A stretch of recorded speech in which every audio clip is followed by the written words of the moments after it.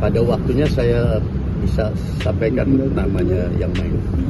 Itu dari sana, dari luar. Orang yang dari luar hanya menggerakkan kaki tangan yang ada di dalam.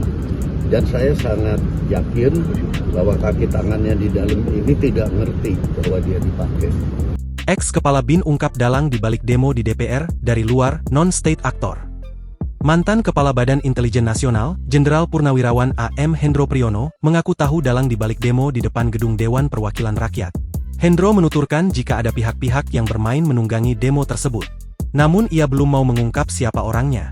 Karena saya tahu, saya nggak lebih pintar dari kalian, saya tidak lebih pintar, tapi saya mengalami semua, dan ini ada yang main gitu. Pada waktunya saya bisa sampaikan namanya yang main, itu dari sana, kata Hendro Priyono di Kompleks Istana Kepresidenan Jakarta Pusat, Kamis, 28 Agustus 2025. Guru besar di bidang ilmu intelijen itu menyebut bahwa dalang dalam demo tersebut berasal dari luar.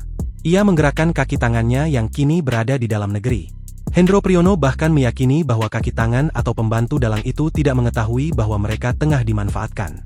Dalangnya dari luar, orang yang dari luar hanya menggerakkan kaki tangannya yang ada di dalam, dan saya sangat yakin bahwa kaki tangannya di dalam ini tidak ngerti bahwa dia dipakai, tapi pada waktunya nanti harus dibuka, tuturnya.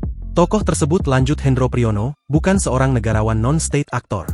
Namun pengaruhnya sangat besar terhadap kebijakan negara tempat tinggalnya. Ia yang merupakan intel sempat membaca bahwa segala kebijakan negara itu selalu senada dengan usulan dari sang aktor.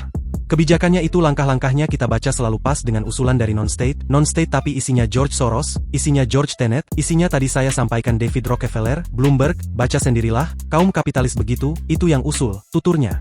Ia lantas mengungkapkan tujuan aktor tersebut hingga menyebabkan demokrasi kian kacau. Dari dulu kata dia, mereka memang bertujuan kembali menjajah dengan cara yang berbeda.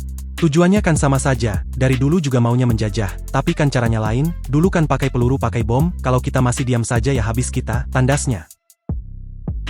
Download Tribun X sekarang, menghadirkan lokal menjadi Indonesia.